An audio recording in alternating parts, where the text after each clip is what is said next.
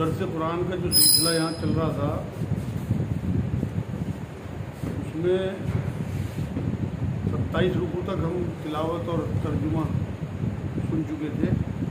آج ہم نے 28 اور 29ویں رکوع کا تلاوت سنی. اس کا ہلکا پھلکا ترجمہ اور تفسیر میں آپ کے سامنے پیش کرتا ہوں. الحمدللہ رب العالمین والصلاۃ والسلام علی رسول کریم وعلی آلہ وصحبہ اجمعین اما بعد. اعوذ باللہ من الشیطان الرجیم بسم اللہ الرحمن الرحیم. رب اشرح لي صدری ویسر لي امری واحلل عقدۃ من لسانی یفقهوا. سورہ بقرہ آیت 222 سے 231 تک 2 رکوع ہیں آج. اس میں حکمت یہ ہے کہ ان میں طلاق سے اور خلا سے اور رجوع سے عدت سے متعلق کچھ چیزیں بیان ہوئی ہیں. تو میں نے حلالہ وغیرہ کا ذکر ہے تو اس لیے کوشش یہ کی ہے کہ 2 رکوع کو آج ہم انشاءاللہ پڑھیں گے. ویسے ہم ایک رکوع کرتے ہیں لیکن آج اسی وجہ سے کہ جس سے ساری چیزیں لوگوں کو مسلسل سمجھ میں آ جائیں. بڑے اہم رکوع ہیں. قرآن تو ویسے پورا ہی اہم ہے لیکن طلاق اور خلا اور عدت حلالہ وغیرہ سے متعلق اس میں احکام آئے. ان کے بارے میں بڑا سنجیدہ ہونا چاہیے. بہت اہمیت سمجھنی چاہیے ان چیزوں کی. مذاق میں بالکل نہ لیں کیونکہ اس میں آیتیں آئیں گی بھی اور حضور صلی اللہ علیہ وسلم کی حدیث ہے ان چیزوں کے بارے میں کہ انہیں کبھی بھی مذاق میں غیر سنجیدہ طریقے سے نہ لیں. بسم اللہ الرحمن الرحیم. شروع کرتا ہوں اللہ تعالیٰ کے نام سے جو بڑا مہربان نہایت رحم فرمانے والا ہے. آپ سے حیض کے بارے میں سوال کرتے ہیں. کہہ دیجئے کہ وہ گندگی ہے. حالت حیض میں عورتوں سے الگ رہو اور جب تک وہ پاک نہ ہو جائیں ان کے قریب نہ جاؤ. ہاں جب وہ پاک ہو جائیں تو ان کے پاس جاؤ جہاں سے اللہ نے تمہیں اجازت دی ہے. اللہ توبہ کرنے والوں کو اور پاک رہنے والوں کو پسند فرماتا ہے. سورہ بقرہ آیت 222 کا ترجمہ یہ ہے. اس میں حیض سے متعلق بات آئی ہے کہ آپ سے حیض کے بارے میں سوال کرتے ہیں. نبی اکرم صلی اللہ علیہ وسلم سے بار بار حیض کے بارے میں سوال کرتے تھے صحابہ. اللہ نے آیت ہی اتار دی. مائی عائشہ رضی اللہ تعالیٰ عنہ یہ بات فرماتی ہے کہ میں حیض سے ہوتی حضور صلی اللہ علیہ وسلم میری گود میں لیٹے ہوتے اور قرآن پڑھ رہے ہوتے. حضرت میمونہ رضی اللہ تعالیٰ عنہ فرماتی ہے کہ حضور صلی اللہ علیہ وسلم میرے ساتھ لیٹے ہوتے حیض کی حالت میں ہوتی اور ہمارے بیچ بس ایک کپڑا ہوتا.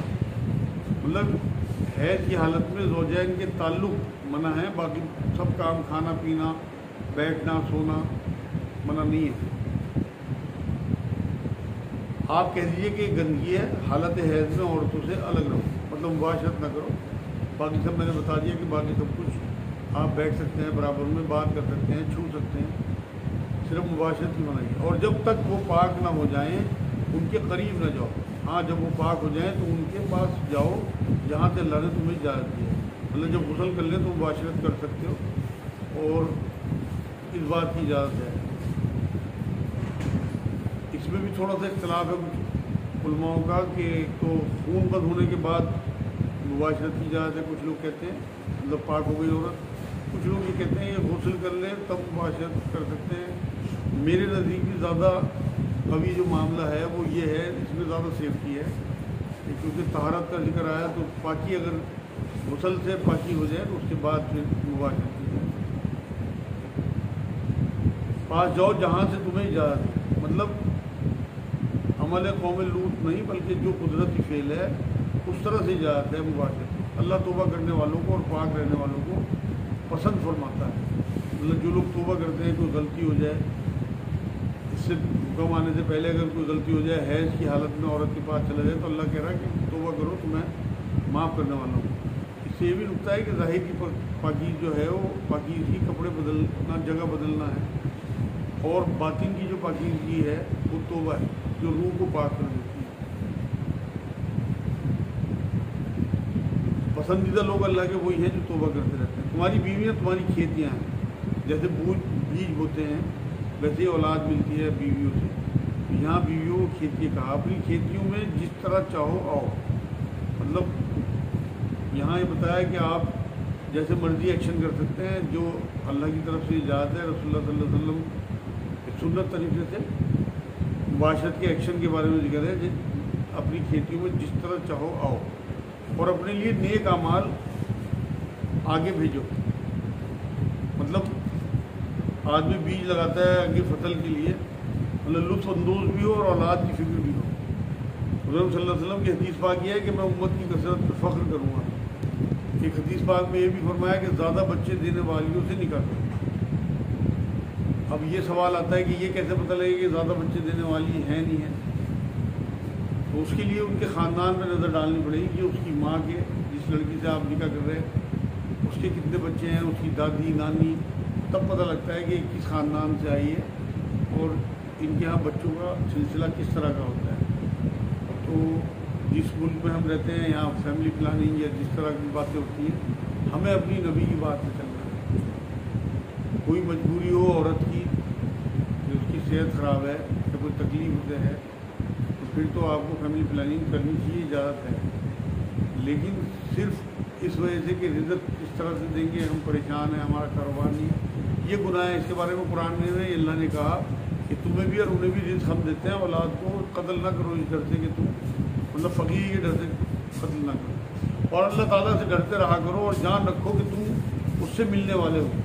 اللہ کے آگے پیش ہونا ہے، سب موت برحق ہے سب، اور ایمان والوں کو خوشخبری سنا دیجیے۔ اللہ سے ملنا خوشخبری ہے، اگر مومن ہو تو ہر مومن کی چاہت ہوتی ہے جلدی سے جلدی اپنے اللہ سے ملنے کی، ہر محب کی یہ خواہش ہوتی ہے کہ اپنے محبوب سے ملے۔ ہم دعوے تو کرتے ہیں اللہ سے محبت کے، لیکن مرنے سے ڈرتے ہیں۔ تو جو سچا مومن ہوگا وہ تو ہر ٹائم تیار رہے گا اللہ سے ملنے کے لیے۔ 224 نمبر آیت، اور اللہ تعالیٰ کو اپنی قسموں کا اس طرح نشانہ نہ بناؤ کہ بھلائی اور پرہیزگاری اور لوگوں کے درمیان کی اصلاح کو چھوڑ بیٹھو۔ مطلب بھلائی کا کام نہیں کروں گا، یا میری توبہ جو کسی کے کام آؤں، یا کسی میں صلح کراؤں، یا کسی کی مدد کروں، اس طرح کی جو قسمیں کھا لیتے ہیں لوگ، ایسی قسموں سے منع فرمایا اس آیت میں۔ یہاں فرمایا بھلائی اور پرہیزگاری اور لوگوں کے درمیان اصلاح کو چھوڑ بیٹھو، مطلب ایسی قسموں کو توڑنا بہتر ہے کہ اگر کوئی اس طرح کی قسم کھا لے کفارہ دے کے اسے توڑ دے۔ اور کفارہ جو ہے قرآن 10 آدمیوں کا ایک دن کا کھانا بیان کرتا ہے، ایک قسم توڑنے کا کفارہ۔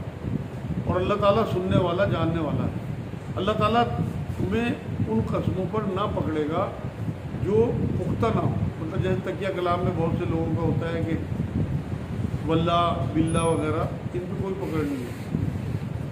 اللہ تعالیٰ ان پہ نہیں پکڑ کرے گا، ہاں اس کی پکڑ ان چیزوں پر ہے جو تمہارے دلوں کا فعل ہو، مطلب دلی ارادے کے ساتھ جو قسم کھائی جائے گی تو اس کا جو ہے اس کا کفارہ ہے، اور اگر کوئی ویسے قسم کھاتا ہے تو اس کا کوئی کفارہ نہیں ہے۔ اس طرح جو میں نے آپ بتایا کہ اگر کسی کا تکیہ کلام ہے، اللہ تعالیٰ بخشنے والا اور بردبار ہے۔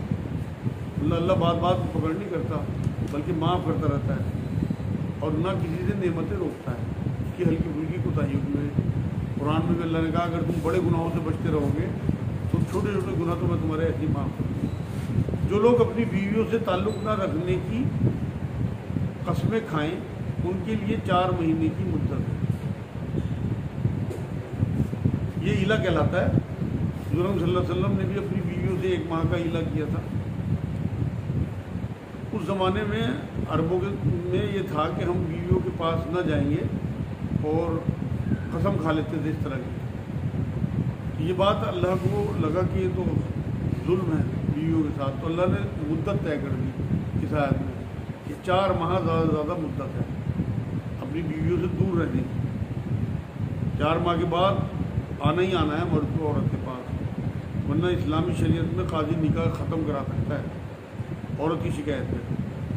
مگر آج تو کسی کو فکر ہی نہیں ہے، بچیوں کو 10 سال سے لٹکایا ہوا ہے، نہ طلاق دیتے ہیں نہ رجوع کرتے ہیں، کوئی پوچھنے والا نہیں ہے۔ سب نے آنکھیں موندی ہوئی ہیں، چاہے بڑے سے بڑے علماء دین ہوں، چاہے شریعت کے علمبردار ہوں، یا جو بھی بڑی بڑی ہماری تنظیمیں ہیں، کسی کو ان بچیوں کی پرواہ نہیں ہے۔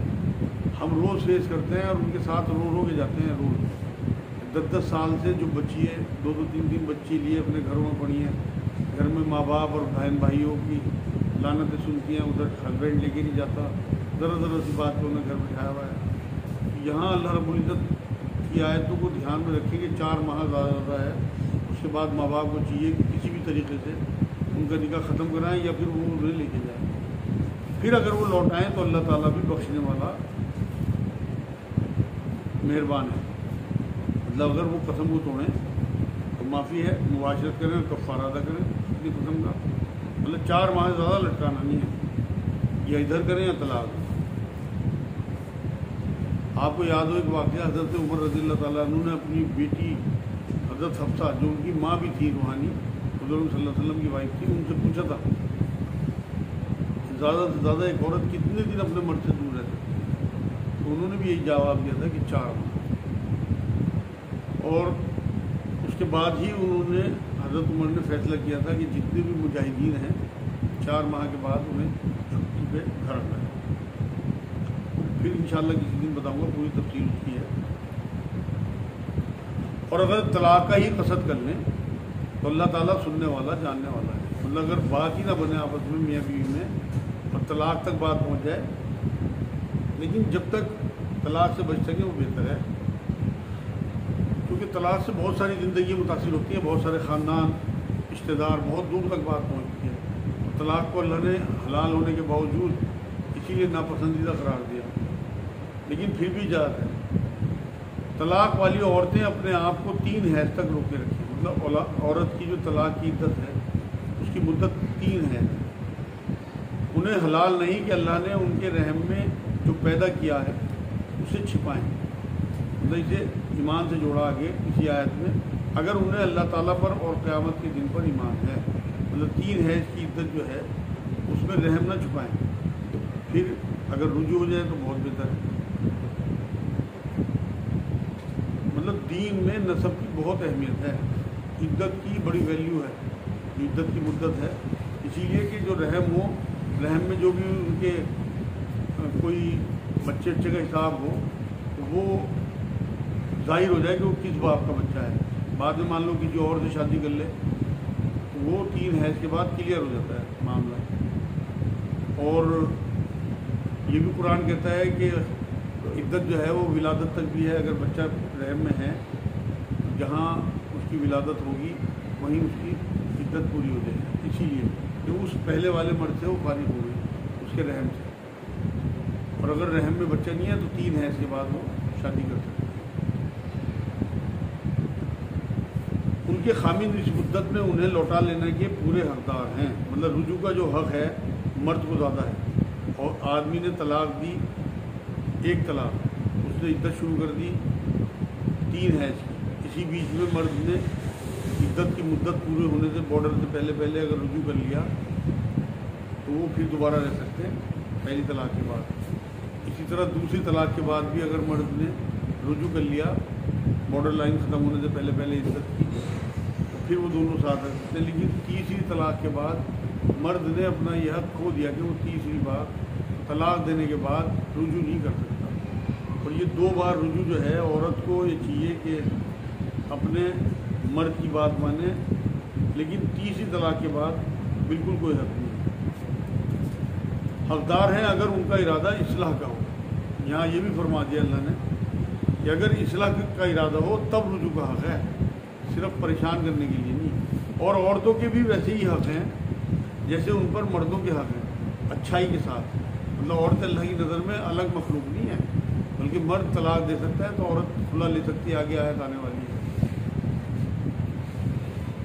مردوں کو عورتوں پر فضیلت ہے اور اللہ تعالیٰ غالب ہے، حکمت والا ہے، مطلب اللہ نے فوقیت کی 1 درجہ زیادہ مردوں کو۔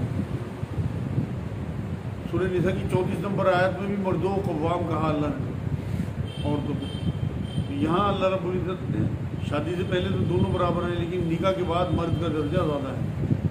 یہ حدیث پاک میں یہ بات آتی ہے کہ تم میں بہترین ہے وہ جو اپنی بیویوں کے ساتھ اچھے سلوک کرے۔ آخری خطبے میں بھی نبی اکرم صلی اللہ علیہ وسلم نے عورتوں کے ساتھ اچھے سلوک کرنے کا حکم دیا۔ ڈیتھ کے ٹائم بھی جب بالکل وصال مبارک تھا اس ٹائم بھی یہ بات فرمائی کہ عورتوں کا خیال رکھنا کمزور ہیں، انہیں تم نے اللہ کے نام پہ حلال کیا ہے۔ تو یہ ساری چیزیں ہمیں اس بات کی طرف آمادہ کرتی ہیں کہ ہم نبی اکرم صلی اللہ علیہ وسلم کی تعلیمات کے حساب سے اپنی عورتوں کے ساتھ بہترین زندگی گزاریں. ایک حدیث تو یہ بھی ملتی ہے تم میں بہترین ہیں وہ لوگ جو اپنی عورتوں سے دبتے ہیں, تم میں بدترین ہیں وہ لوگ جو اپنی عورتوں کو دباتے ہیں.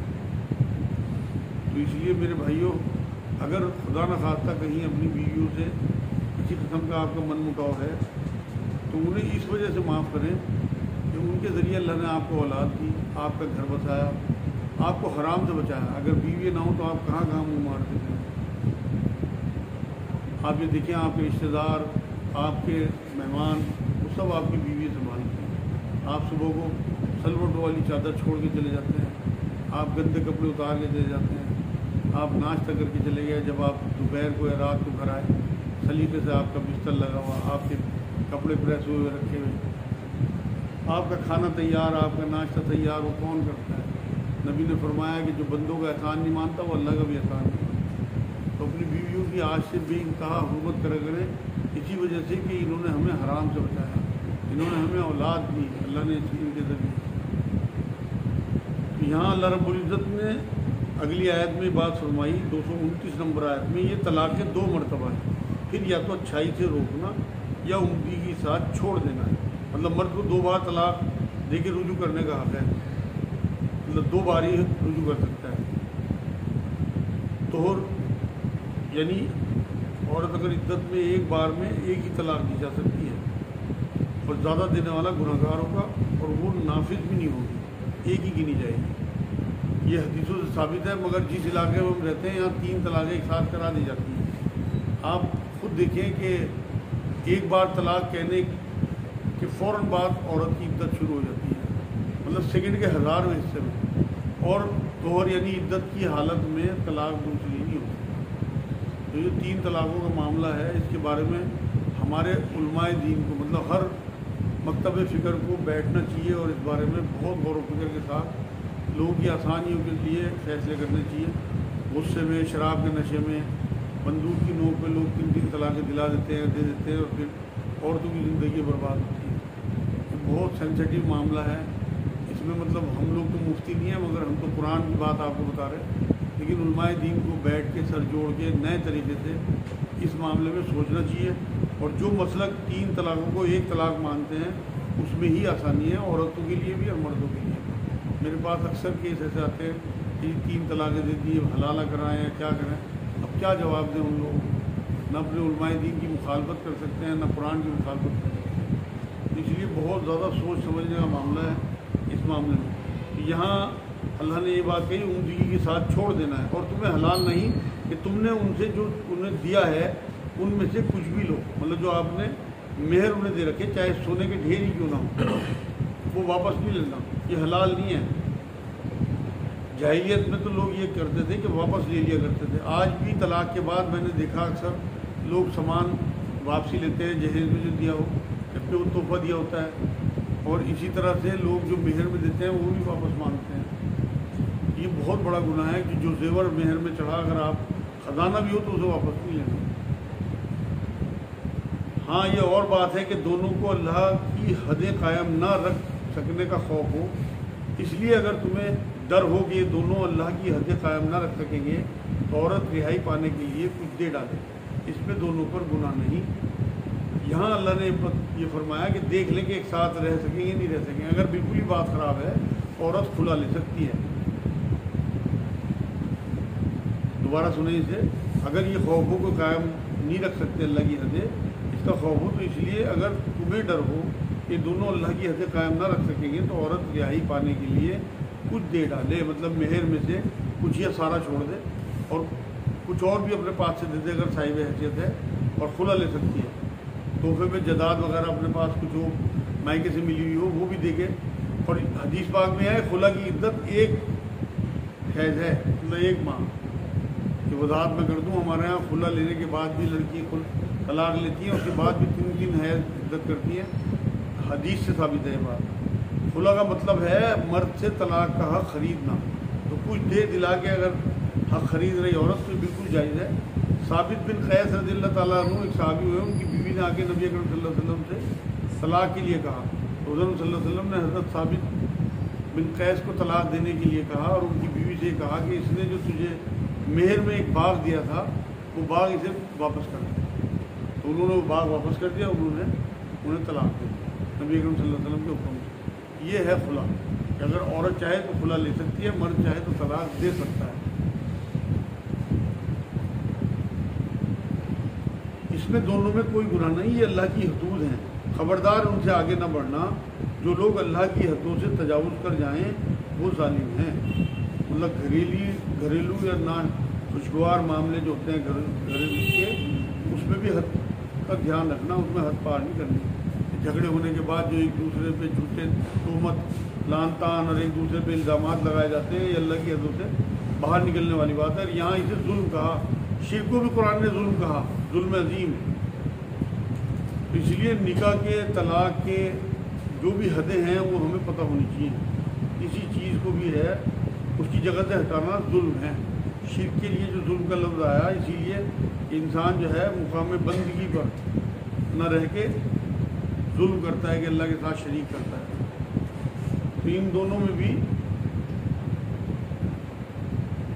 اگر مطلب معاملہ نہ بنے تو پہلے شوہر سے نکاح کی، اگر نکاح کی گرا تو شوہر کے ہاتھ میں، اگر وہ طلاق نہ دے تو مرد جو ہے اگر طلاق نہیں دیتا تو عورت خلا لے سکتی ہے۔ پھر اگر اس کو تیسری بار طلاق دے دے تو اب اس کے لیے حلال نہیں جب تک کہ وہ عورت اس کے سوا دوسرے سے نکاح نہ کرے۔ پھر اگر وہ بھی طلاق دے دے تو ان دونوں کو میل جول کر لینے پر میں کوئی گناہ نہیں، بشرطے کہ یہ جان لیں کہ اللہ کی حدود کو قائم رکھ سکیں گے۔ یہ اللہ تعالیٰ کی حدود ہیں جنہیں وہ جاننے والوں کے لیے بیان فرما رہا ہے۔ یہ ہے حلالہ جو قرآن نے بیان کیا۔ مطلب حلالہ اس طرح سے بنتا ہے کہ دو طلاقوں کے بعد تیسری طلاق کی عدت پوری کرنے کے بعد عورت اپنی مرضی سے کسی اور شوہر سے نکاح کر لے اور وہ بھی مر جائے یا طلاق دے دے تو پھر وہ اپنے پہلے شوہر کے لیے حلال ہو جاتی ہے۔ لیکن یہ سازشی نہ ہو، پلان نہ ہو، کیونکہ پلان کر کے حلالہ کرنے والوں کو اللہ کے رسول صلی اللہ علیہ وسلم نے ملعون کہا، لعنت فرمائی۔ اور ایک حدیث میں تو یہ فرمایا پلان کر کے جو حلالہ کرنے والے ہیں وہ کرائے کے سانڈ ہیں، انسان ہی نہیں ہے، جانور ہیں۔ حلالہ کرنے اور کرانے والے ملعون ہیں۔ یہ حدیث آئے گی، آج میں حدیثیں بھی اسی سے متعلق پڑھوں گا انشاءاللہ۔ تو یہ آیت جو ہے یہ حلالے سے متعلق ہے، 230 نمبر آیت ہے، اسے ذہن میں رکھیں اور گھر جا کے اسے پڑھیں دوبارہ۔ جو ہمارے ہاں حلالے کا طریقہ ہے وہ زنا کاری ہے، اور یہ ایسے لوگوں کے لیے بیان فرما رہے ہیں اللہ پاک جو جاننا چاہتے ہیں، لوگوں کے لیے بیان ہے، ورنہ تو یہ اپنا باتیں ہیں سنی ایک کان سے دوسرے کان سے نکال دیں۔ جو چیزیں ہماری زندگیوں سے متعلق ہیں ان چیزوں کے بارے میں ہمیں پوری معلومات ہونی چاہیے۔ جب تم عورتوں کو طلاق دو اور وہ اپنی عدت ختم کرنے پر آئیں تو اب انہیں اچھی طرح بساؤ، مطلب 2 طلاقوں کی حد تک تو تمہیں رجوع کا حق ہے،